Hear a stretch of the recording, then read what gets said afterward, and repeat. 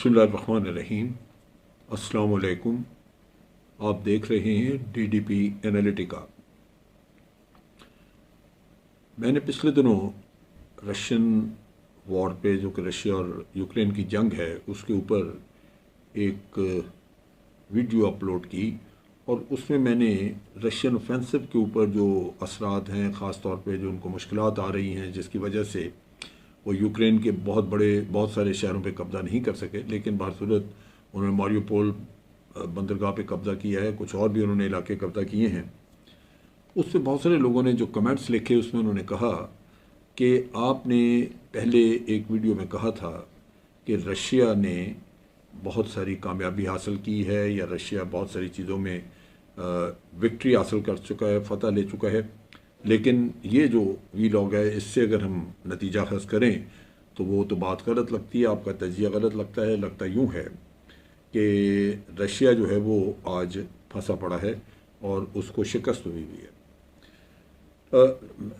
Russia, अगर आप ज़मीनी जंग को देखें तो उसमें तो बिल्कुल उनके अंदाज़े गालिबन गलत साबित हुए। जहाँ उनका ये ख्याल था कि हम कब्ज़ा कर लेंगे इस पे यूक्रेन पे बड़ी जल्दी, वो तो शायद उनसे ना हो सका। लेकिन इसका मतलब हरगिज़ ये नहीं है कि रशिया शिकस्त खा गया। आज जो रशिया के मद्दे मुकाबिल हैं, कहने को तो यूक्रेन है, लेकिन जंग यूक्रेन अकेला नहीं लड़ रहा। यूक्रेन के लिए, यूक्रेन की जंगी तैयारी रशिया के लिए ये बहुत पहले से शुरू हो चुकी थी, और नेटो और अमेरिकन कंट्रीज़ यहाँ पे आके इनकी प्लानिंग भी कर रहे थे, इनको असला गोला बारूद भी दे रहे थे, और आज भी बहुत हाई लेवल के बड़े सोफिस्टिकेटेड किस्म के हथियार उनको दिए जा रहे हैं ताकि वो रशियन फोर्सेस का मुकाबला कर सकें। अगर ये मदद उनको ना होती तो रशिया बहुत पहले से उनके मुल्क पे कब्जा कर लेता। अभी भी मारियोपोल पे जो उन्होंने मारियोपोल पे कब्जा किया है, उसमें तकरीबन 1700-1800 के करीब यूक्रेनियन फौजियों ने हथियार भी डाले हैं, और भी कई जगहों पे। और ये कहना कि रशियन ऑफेंसिव ख़त्म हो गया, वो ख़त्म नहीं हुआ, वो चल रहा है। लेकिन जो फतूहात की हम बात करते हैं, जहाँ रशिया ने कामयाबियाँ हासिल की। रशिया एक मुल्क है, जंग बज़ाहिर उसकी यूक्रेन के साथ है, लेकिन नेटो और अमेरिका मिला के तकरीबन 33 के करीब मुल्क हैं जो रशिया के ख़िलाफ़ इस वक्त लड़ रहे हैं मुख्तलिफ़ तरीक़ों से। सेंक्शंस ऑफ कोर्स उनका सबसे बड़ा हथियार था, लेकिन रशिया जंग में अपनी प्लानिंग के बगैर नहीं गया था। उन्होंने भी अरसा दराज से प्लानिंग की हुई थी, और उनको अंदाज़ा था कि अमरीकी जो है वो सेंक्शंस लगाएंगे। अमेरिका को कई और मामलात में बहुत सारा नुकसान उठाना पड़ा, और इसमें सबसे बड़ा नुकसान जो है वो अमेरिका की प्रेस्टीज और उनकी इकॉनमी को होगा। एक तरफ तो ये कि जो कुछ भी है, रशिया बाहर सूरत कामयाबी किसी न किसी तरह हासिल कर रहा है, सारी ना सही, लेकिन कुछ ना कुछ। ये नहीं हो सका कि अमेरिका और 33 अदर दूसरे ममालिक की मदद से यूक्रेन ने रशिया को उठा के बाहर फेंका, वो नहीं हुआ, और जंग जारी है।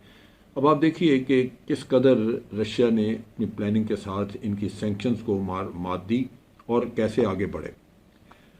रशिया की अगर करेंसी का, इकॉनमी का हाल देखें तो वो एक वक्त पे बहुत बुरी लग रही थी, और मार्च के पहले हफ्ते में इस साल जो करेंसी रेट था उनका, $1 पे 140 रूबल मिलते थे, यानी 140 रूबल के बराबर था $1। आज अगर आप देखें तो $1 जो है वो 60 रूबल के बराबर है। जंग भी हुई, सैंक्शंस लगी, इकॉनमी को नुकसान पहुंचाया गया, लेकिन इन सब चीज़ों के बावजूद रशियन रूबल जो है वो आज बहुत मजबूत हालत में है, बहुत बेहतर हालत में है, और ये जंग से पहले भी उसकी सूरत हाल ऐसी कभी नहीं थी। सो ये क्या हुआ, रशिया ने, अगर आज हम देखें तो डॉलर की कीमत तकरीबन 50% के करीब उसने उड़ा के रख दी है, और ये वही चीज़ है जिसे हम कहते हैं कि बेहतर प्लानिंग की वजह से ये काम इस तरह किया गया। उन्होंने पहला काम तो ये किया कि रूबल को उन्होंने टैग कर दिया, लिंक कर दिया गोल्ड, सोने की कीमत से। सोने की कीमत तो मतलब ये है कि ये करेंसी अगर आप पकड़ाएं, और जो सोने की कीमत में जितनी रूबल बनती है, अगर आप वो रशियन गवर्नमेंट को वापस करें तो आपको सोना उतना मिल सकता है। ये एक बहुत बड़ा कदम है। ये स्टेप जो है ये कर्नल गद्दाफी ने उठाया था, और उन्होंने बल्कि उठाया तो नहीं, प्लानिंग ही की थी और यूरोपियन और अफ्रीकन कंट्रीज़ को इस चीज़ के ऊपर तैयार किया था कि जितना भी तेल की ख़रीदो फरोख्त है वो लोकल करेंसीज में की जाए और लोकल करेंसी को आप सोने की कीमतों से, गोल्ड प्राइस से उसको लिंक कर दें। ये वो चीज़ थी जो अमेरिकन ने देखा कि उनकी अपनी इकॉनमी को तबाह कर देगी, क्योंकि लोग अगर डॉलर की बजाय किसी और करेंसी में तेल ख़रीदना शुरू कर दें तो दुनिया में सबसे ज़्यादा ख़रीदो फरोख्त तेल की होती है, लिहाजा दुनिया पूरी में डॉलर की डिमांड बहुत हद तक कम हो जाएगी। उससे डॉलर जो है वो एक गिरी हुई करेंसी की शक्ल इख्तियार करेगा। लिहाजा उन्होंने लीबिया को ख़त्म किया और कर्नल कज़ाफ़ी को भी मार दिया। दुनिया पूरी को एक मैसेज दिया, लेसन दिया कि आइंदा कोई भी मुल्क इस तरफ न तवज्जो दे, न सोचे कि कहीं उनकी लोकल करेंसी में भी तेल का कारोबार किया जा सकता है। दूसरी तरफ यह है कि रशिया जो है वो एक बड़ा मुल्क है, ताकतवर मुल्क है, और ऐसा नहीं है कि वो बिल्कुल बेदोस्तपा हो। फिर यह है कि रशिया दुनिया का बहुत बड़ा एनर्जी एक्सपोर्टर है। बहुत बड़े पैमाने पे यहाँ से बहुत सारे मुल्कों को गैस और तेल सप्लाई होता है, जिसमें कि यूरोपियन मुल्क हैं और उसके साथ साथ जापान वगैरह इन मुल्कों को भी इनकी रशियन तेल और रशियन सप्लाईज जाती हैं गैस की। इन चीज़ों की वजह से चूँकि ये सारी पेमेंट्स डॉलर में हैं तो डॉलर की डिमांड बढ़ती है, लेकिन रशिया ने इन तमाम ममालिक के ऊपर पाबंदी लगाई कि आप मुझसे अगर गैस या तेल ख़रीदेंगे तो पेमेंट आप हमें रूबल में करेंगे। अब अगर आपने तेल रूबल में ख़रीदना है तो रूबल की डिमांड दुनिया में बढ़ गई, रूबल की तलाश शुरू हो गई कि कहाँ से रूबल लिया जाए। नतीजा ये कि जब आप रूबल मार्केट से ख़रीदते हैं और डिमांड बढ़ती है रूबल की, तो रूबल की कीमत ऊपर जाना शुरू होती है, जिसकी वजह से रशिया ने अपनी करेंसी को बेहतर करवा लिया और अमेरिकन डॉलर की वैल्यू गिरा दी।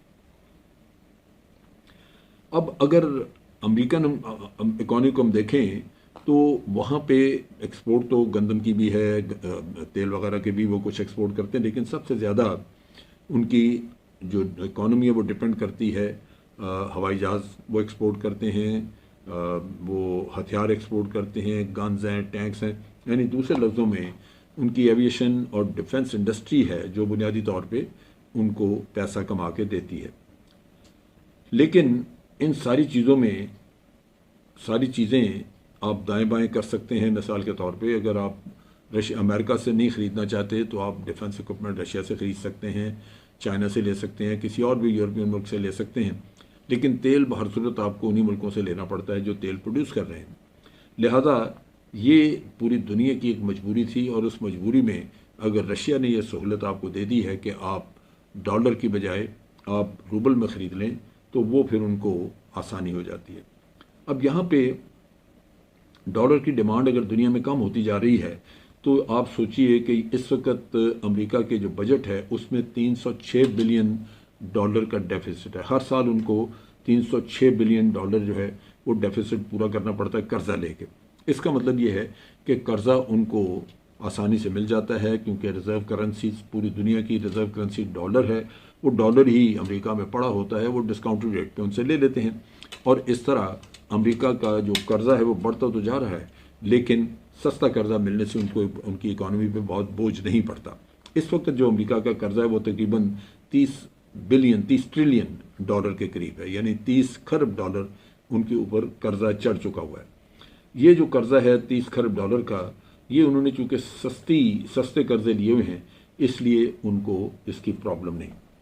अब जब रशिया इस वक्त पूरी जिसको भी यूरोप में गैस दे रहा था उसके रेट कम है, सस्ते रेट हैं, चुनांचे पूरी दुनिया ये चाहती है कि उनको पैसे की बचत हो। अगर एक चीज़ सस्ती मिल रही है रशिया से तो वो क्यों जाएं किसी और के पास लेने के लिए।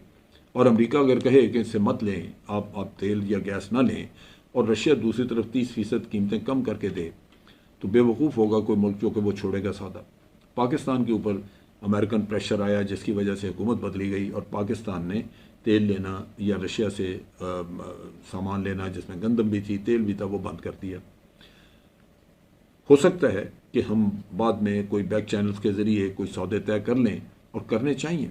भारत दे रहा है, सब मुल्क जो हैं वो सस्ते, और ख़ुद यूरोप जो कि अमेरिका के इत्तेहादी हैं वो उससे तेल ले रहे हैं रशिया से। फ़र्क इतना है कि इन सब ममालिक को रूबल में पेमेंट देनी होगी। तमाम ममालिक ने, यूरोपियन कंट्रीज़ ने, जो उस वक्त अमरीका के साथ बड़ी गर्दन अकड़ी हुई थी और वो पाबंदियां लगा रहे थे रशिया पे, उन्होंने इनकार कर दिया। उन्होंने कहा कि हम रूबल में पेमेंट नहीं करेंगे। रशिया ने गैस बंद कर दी। उन्होंने कहा कि हम आपको गैस नहीं देंगे। और यूरोप आपको पता है कि इंतहाई सर्द जगह है, बहुत सर्दी होती है, और पूरे यूरोप में लोगों के घरों में, अक्सर मुल्कों में जो हीटिंग अरेंजमेंट है वो गैस का है, और गैस रशिया से आती थी। इसका मतलब ये है कि दुनिया को, या अक्सर यूरोपियन ममालिक जिसमें जर्मनी, फ्रांस वगैरह शामिल हैं, उनको सर्दियों में गैस मुयस्सर ना आती और वो सर्दी में मारे जाते। इन चीज़ों को ज़हन में अगर रखें तो बिल आखिर इन तमाम ममालिक ने ये फ़ैसला किया कि उन्हें अमेरिका अपनी जगह पे जो कहता रहे, हमने बारसूरत नेटो कंट्रीज़ ने फ़ैसला किया कि हमने रशिया से गैस लेनी है। चुनांचे जब रशिया ने कहा कि अगर आपने गैस लेनी है तो फिर रूबल में लें, नतीजा ये है कि रूबल ना सिर्फ ख़रीदा गया बल्कि रशिया के बैंकों में अकाउंट खोले गए, और अब इन मुल्कों के अक्सर ममालिक के जो अकाउंट्स हैं वो रूबल की वजह से रशियन बैंकों में मौजूद हैं। चाइना एक बहुत बड़ा, चाइना भी एनर्जी इंपोर्ट करता था। चाइना दूसरी तरफ गंदम भी एक्सपोर्ट करता, लेकिन एनर्जी वो इंपोर्ट करते हैं, रशिया से लेते थे। इन हालात में चाइना ने और इंडिया ने, दोनों मुल्कों ने अपनी तेल की इंपोर्ट जो है वो कहीं बढ़ा दी, क्योंकि 30% सस्ता मिल रहा था, और इस तरह रशिया को यहाँ से भी रूबल की आमदन आनी शुरू हो गई। चाइना येन में भी उनके साथ डील कर लेता है, और भारत इंडियन रुपए में भी डील कर लेता है, लेकिन इंडियन रुपए को डॉलर से लिंक नहीं किया गया, उसको रूबल से लिंक किया गया है, यानी दूसरे लफ्ज़ों में रशियन करेंसी से लिंक किया गया है। अब इन हालात में आप सोचिए कि अगर अमेरिका के डॉलर की वक़्त ख़त्म हो जाती है और रिज़र्व करेंसीज कुछ और बननी शुरू हो जाती हैं, तो अमेरिका जो है वो तो मुश्किल में पड़ गया, क्योंकि उसको अब कर्ज़े लेने पड़ेंगे। कर्ज़े उसको बड़े ऊंचे, बड़े हाई रेट पे मिलेंगे, क्योंकि ये रिज़र्व करेंसी रहेगी नहीं। इसके साथ साथ जो और चीज़ है वो ये है कि आप सैंक्शंस जब लगाते थे दूसरे मुल्कों पे और उनको कंट्रोल करते थे, तो उसकी वजह ये है कि जो इंटरनेशनल सिस्टम, स्विफ्ट जैसे हम कहते हैं, वो सिस्टम था जिसके ज़रिए पूरी दुनिया में पैसे के ट्रांजैक्शंस होते थे। लेकिन 2014 में जब रशिया के ऊपर पहली दफ़ा पाबंदियां लगाई अमेरिका ने, तो उसके बाद से वो और चाइना तैयार थे। चुनाचे इन्होंने अपने इंडिपेंडेंट सिस्टम स्विफ्ट से हट के बनाने शुरू किए, लेकिन ये मुंतज़िर थे कि इन सिस्टम को दुनिया में हम लागू करने की कोशिश करेंगे जब अमेरिका कोई ऐसा मौका, ऐसा बहाना देगा। अब जब अमेरिका ने पाबंदियां लगाईं और रशिया को स्विफ्ट सिस्टम से निकाल दिया, तो रशिया और चाइना ने फौरी तौर पे अपना पैरेलल सिस्टम ट्रांजैक्शंस का वो उन्होंने इंट्रोड्यूस कर दिया। अब इस सिस्टम में फौरी तौर पे रशिया, चाइना तो मौजूद थे, अगर भारत भी इसमें शामिल हो जाता तो दुनिया की बहुत बड़ी आबादी इसी सिस्टम को फॉलो कर रही होती और अमेरिका मुंह देख रहा होता है। लेकिन हुआ ये कि अभी तक भारत इसका हिस्सा नहीं बना। दूसरी तरफ दुनिया के दूसरे मुल्कों में, ख़ास तौर पे आप देख लीजिए कि सऊदी अरेबिया जो तेल का बहुत बड़ा एक्सपोर्टर है, उन्होंने युआन में भी तेल की पेमेंट्स जो है वो कबूल कर ली। उन्होंने कहा जी उसमें भी ले लेंगे और रूबल में भी ले लेंगे। इसका मतलब ये है कि दुनिया के कुछ मुल्क अमेरिका की इस ज़ोर ज़बरदस्ती और उसकी इजारादारी से तंग आके वो दूसरा सिस्टम भी करना चाहते हैं जो गोल्ड से लिंक्ड सिस्टम है। डॉलर हकीकतन वो वैल्यू नहीं रखता, लेकिन दुनिया में उसकी डिमांड बढ़ा के अमेरिका इसके ऊपर पूरी दुनिया की इकॉनमी के ऊपर छाया रहा और इससे फ़ायदा उठाता रहा। अब जब ये चीज़ ख़त्म हो जाएगी या इसमें बहुत ज़्यादा कमी आ जाएगी और दूसरी करेंसीज जो हैं वो दुनिया में तरक्की पाएंगी, जिस तरह के मैंने कहा युआन और रूबल वगैरह या सऊदी रियाल भी हो सकता है, तो इस सूरत में अमेरिका में जो बजट डेफिसिट्स हैं वो या तो बड़े महंगे पैसे लेके पूरे करने पड़ेंगे, क्योंकि इंटरनेशनल, आप जब भी इंटरनेशनल डीलिंग होगी तो अमेरिका का डॉलर जो है वो अगर एक्सेप्ट नहीं होता तो लोकल करेंसीज के लिए तो अमेरिका को पैसा लगाना पड़ेगा। तो इन हालात में लगता यूँ है कि अमेरिका में बेरोज़गारी भी बढ़ेगी और अमेरिका में तरक्याती मामला भी इफ़ेक्ट होंगे। वो इतना खुले बंदों नहीं किए जा सकेंगे या इतने बड़े पैमाने पर नहीं किया जा सकेंगे। ऑलरेडी मुख्तलिफ जंगों की वजह से ये कहा जा रहा है कि अमेरिका में इंफ्रास्ट्रक्चर खासा ख़राब हो चुका है, उनके एयरपोर्ट वगैरह उतने अच्छे नहीं रहे, बहुत सारी चीज़ों के ऊपर तनकीद हो रही है। और ऊपर से ये जंग जिसमें कि अमेरिका का ये ख्याल था कि वो इस जंग को हर हालत में अपने फ़ायदा के लिए इस्तेमाल करेंगे, यूक्रेन की जंग को, लेकिन वो लगता यूँ है कि उनकी इकॉनमी के लिए एक बहुत बड़ा सेटबैक बन रही है। इसके अलावा यूक्रेन की मदद के चक्कर में काफ़ी पैसा खर्च हो रहा है। फ़र्क ये है कि अमेरिका के अपने फ़ौजी नहीं हैं उस ज़मीन पे, लेकिन यूक्रेन के फ़ौजी और असला सारा नेटो कंट्रीज़ या अमेरिका दे रहा है। तो इन हालात में वो ख़र्चा भी आपको बर्दाश्त करना पड़ रहा है, जबकि तेल और गैस के लिए आपको रूबल भी दुनिया से लेना पड़ता है। ये वो सूरत हाल है जो कि मैं समझता हूँ रशिया ने एक चालाक और वेल प्लान्ड गेम अपनी खेल के अमेरिका के लिए वो मसाइल पैदा कर दिए हैं जो शायद दुनिया में कोई और उसके लिए ना कर सकता। अगर रशिया में तेल ना होता, गैस ना होती, तो फिर रशिया के पास कोई ऐसी चीज़ नहीं थी जिससे वो यूरोपियन कंट्रीज़ को या नेटो कंट्रीज़ को डिक्टेट कर सकता। लेकिन आज चूँकि गैस और तेल की वजह से ये ममालिक रशिया के ऊपर डिपेंडेंट हैं, इनका इन्हिसार है, ये इतनी जान छुड़ा नहीं सकते। इसके साथ साथ अगर वो आज रशिया से गैस और तेल लेना बंद कर दें और किसी और से लेना चाहें तो वो भी इतनी जल्दी नहीं हो सकेगा, क्योंकि रशिया ने जो पाइपलाइंस वगैरह, जो इंफ्रास्ट्रक्चर साल साल पैसा खर्च करके लगाया, वो आज मौजूद है, आपके घरों तक गैस आ रही।